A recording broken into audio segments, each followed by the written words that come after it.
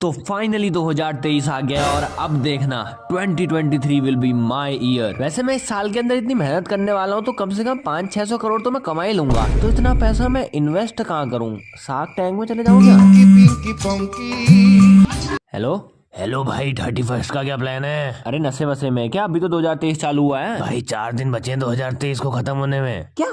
अबे अभी तो चालू हुआ था पर मैंने तो 500 रुपए भी नहीं कमाए। अरे कोई बात नहीं, 2024 अपना साल होगा। 500-600 करोड़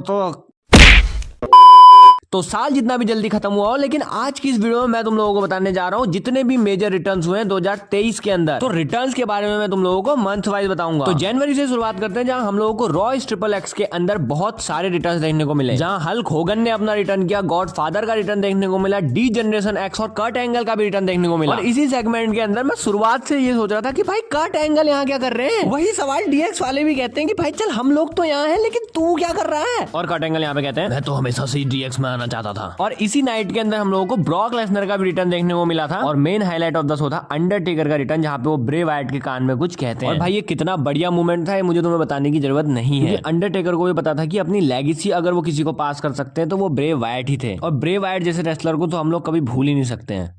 जिसके बाद हम लोग यहाँ पे बात करते हैं जनवरी की कुछ और मेजर रिटर्न्स की, जो कि हुए थे रॉयल रंबल के अंदर। विमेंस रॉयल रंबल के अंदर हम लोगों को नाया जैक्स का एक मेजर रिटर्न देखने को मिला और भी 2-3 रिटर्न्स हुए थे। जिसके बाद रॉयल रंबल में पैट मैकेफी भी बहुत टाइम के बाद रॉयल रंबल में वापस आए थे। बुकर टी का भी हम लोगों को रॉयल रंबल के अंदर रिटर्न देखने को मिला था। जिसके बाद हम लोग यहाँ पे बात करते हैं जनवरी की फाइनल रिटर्न की, जिसमें डब्ल्यूडब्ल्यूई ने पता नहीं अपना कौन सा दिमाग चलाया भाई। मतलब कोडी रोड्स 7-8 महीने से इंजर्ड चल रहे हो, तुम लोग बता रहे हो कि कोडी रोड्स रॉयल रंबल के अंदर आ रहे हैं। भाई डब्ल्यूडब्ल्यूई ने सबसे पहली गलती तो यहीं पे कर दी, ये चीज लीक करनी नहीं थी। अब चलो भाई डब्ल्यूडब्ल्यूई ने ये चीज लीक भी कर दी, उसके बाद भाई नंबर 30 पे कोडी रोड्स आ रहे हैं। मतलब क्या सेंस बन रहा है भाई इस बात का? अगर कोडी रोड्स को अनाउंस करना ही था तो कोडी रोड्स को 30 से पहले लाना चाहिए था। अब भाई 30 एंट्री नंबर ऐसा होता है जिसके लिए फैन एक्साइटेड रहते हैं कि भाई ये एक सरप्राइज एंट्री होगी। लेकिन बंदों को पहले से ही पता है कि भाई अब तो एक ही बंदा बचा है जो कि रिटर्न करने वाला है, वही आएगा। चलो हमने मान लिया कि डब्ल्यूडब्ल्यूई के पास कोडी रोड्स के अलावा कोई और रिटर्निंग सुपरस्टार नहीं था, तो कोडी रोड्स को 30 नंबर पे ही लाते, लेकिन अनाउंस क्यों करा? जिसके बाद हम लोग आते हैं फरवरी के रिटर्न्स की। फरवरी में हम लोगों को कुछ और रिटर्न देखने को मिले, जैसे कि कार्मेला ने भी 7 महीने बाद शायद अपना रिटर्न किया। उसके बाद लीटा और ट्रिस स्टेटस भी हम लोगों को देखने को मिले। उसके बाद हम लोग करते हैं मार्च के रिटर्न की, जहां पे हम लोगों को जॉन सीना का रिटर्न देखने को मिला। भले ही जॉन सीना दिसंबर में आए थे, लेकिन इस बार वो ऑस्टिन थ्योरी के साथ मैच रेसल करने आए थे। फिर हम लोग बात करते हैं रेसलमेनिया 39 के अंदर, यानी कि अप्रैल महीने में जो रिटर्न हम लोगों को देखने को मिला। और वो रिटर्न आता है बैड बनी का, जो कि रेसलमेनिया की नाइट 1 में हुआ था। वहीं पे रेसलमेनिया की नाइट 2 में हम लोगों को शेन मैकमैन का रिटर्न देखने को मिला था, जहां पे वो इंजर्ड हो गए थे और तब से अब तक तो वो नहीं आए। इसके बाद अप्रैल में हम लोगों को शिंसुके नाकामोरा का भी रिटर्न देखने को मिला। फिर अप्रैल के बाद हम लोग आते हैं मई में, जहां बैकलैश के अंदर हम लोगों को 2 रिटर्न देखने को मिले, जिसमें से सबसे पहला रिटर्न था कार्लिटो का और दूसरा था सेवियो वेगा का। उसके बाद जून में भी हम लोगों को हल्के फुल्के रिटर्न देखने को मिले, जैसे कि शार्लेट फेयर का भी रिटर्न हुआ था और लोगन पॉल का भी रिटर्न हुआ था। फिर बात करते हैं भाई यहाँ पे जुलाई के रिटर्न की, जहाँ पे मनी इन द बैंक के अंदर जॉन सीना का फिर से रिटर्न हुआ। मतलब एक साल के अंदर जॉन सीना दूसरी बार अपना रिटर्न कर रहे हैं। अभी आगे एक और आने वाला है, लेकिन हमको इससे कोई दिक्कत नहीं है भाई, तुम 5-6 बार करवा लो जॉन सीना का रिटर्न। तो मनी इन द बैंक में जॉन सीना का आना मेरे लिए तो एकदम अनएक्सपेक्टेड था। देखो बात तो चल रही थी कि जॉन सीना आएंगे, लेकिन चांसेस कम बन रहे थे। अब यहाँ से देख के मेरे को इतने मजे आ गए जो वहाँ बैठे होंगे जब जॉन सीना का थीम सॉन्ग प्ले हुआ होगा।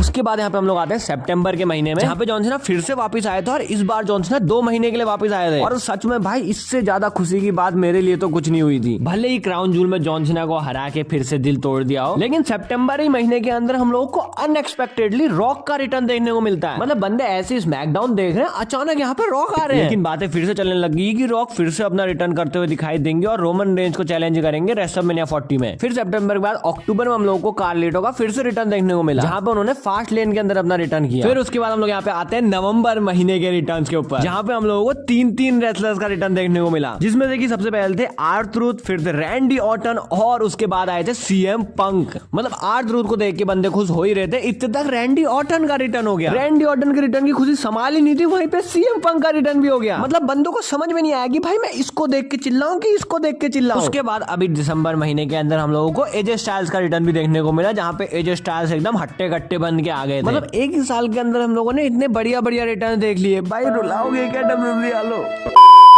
तो तुम लोगों को लग रहा होगा कि जॉन सीना ही ऐसे रेसलर है जिन्होंने कि इस साल के अंदर अपना 3 बार रिटर्न करा, लेकिन नहीं, एक रेसलर का रिटर्न WWE के अंदर ऐसा है जो कि 1 बार नहीं, 2 बार नहीं, 3, 4, 5, 6, 7, 8, 9, 10, 11, 12, 13, 14, 15, 16, 17, 18, 19, 20, 21, 22, 23, पता नहीं कितने बार हो गया। और मैं बात कर रहा हूँ यहाँ पे हमारे ट्राइबल चीफ रोमन रेंस के रिटर्न के बारे में। मतलब जितना हमने रोमन रेंस का रिटर्न वाला एडवर्टाइजमेंट देखा उतना तो हमने रोमन रेंस को भी नहीं देखा है। अरे ये तो फैक्ट हो गया। इसके रिलेटेड तो मैं एक फैक्ट चैनल खोल सकता हूँ। 69 facts about Roman Reigns. Fact number 1, Roman Reigns ने इस साल के अंदर अपना टाइटल इतने बार डिफेंड कर दिया कि हम लोग गिन नहीं पा रहे हैं। 5 बार करा। हमने तो कुछ सुना ही नहीं। फैक्ट नंबर 2, खबरों के मुताबिक इस साल के अंदर रोमन रेंस से ज्यादा तो पॉल हेमन आए हैं। फैक्ट नंबर 3, इस साल के अंदर रोमन रेंस के इतने रिटर्न्स हो गए जितने तो WWE के अंदर शोज नहीं हुए हैं। बाकी आज की ये वीडियो यहीं तक थी। इस वीडियो को लाइक जरूर करना, तुम्हें तुम्हारी इंस्टाग्राम की फेक आईडी की कसम, जिससे तुम लोग तो मेरे हिसाब से मुझे जितने मेजर रिटर्न्स लगते थे वो मैंने आज की इस वीडियो में कवर कर लिए हैं, लेकिन ये मेरे हिसाब से मेरे मेजर रिटर्न्स हो सकते हैं। तुम्हारे हिसाब से तुम्हारे लिए कोई और रेसलर हो सकता है जिसने की रिटर्न कराओ 2023 के अंदर, और उस रेसलर को मैंने इस लिस्ट में ना डाला, उसको तुम लोग कमेंट सेक्शन में डाल सकते हो। बाकी WWE में 2023 के अंदर हम लोगों ने बहुत अच्छे अच्छे रिटर्न्स देखे जिनको देख के हम लोग खुश हुए। साथ ही में ब्रे वाइट वाली न्यूज से हम लोग अभी तक नहीं संभल पाए हैं, क्योंकि आज भी अगर ब्रे वाइट वाली चीज में सोचता हूँ तो भाई यहाँ पे यकीन ही नहीं होता है कि, पर जैसा कि मैंने कहा कि ब्रे वाइट हमेशा हमारी मेमोरीज में रहेंगे, और ना तो ब्रे वाइट जैसा कोई WWE के अंदर था और ना तो कभी कोई होगा। तो इस साल के अंदर अगर मेरी और वीडियोस आएंगी तो तुम लोग को दिख जाएंगी, नहीं तो मैं तुम्हें डायरेक्ट मिलता हूं 2024 के इलेक्शन में। अरे इलेक्शन में तो मैं खड़ा हो रहा हूँ, लेकिन चुनाव चिन्ह क्या रखूं? भैया मैं तो कह रहा हूँ क्रोम रख लो। लोग कहेंगे मोहर लगेगी क्रोम में, मोहर लगेगी क्रोम में, मोहर लगेगी क्रोम में, मोहर लगेगी क्रोम में, मोहर लगेगी क्रोम में, मोहर लगेगी। साले क्रोम में मोहर लगेगी, क्रोम में मोहर लगेगी, लग गई तेरे चेहरे पे मोहर।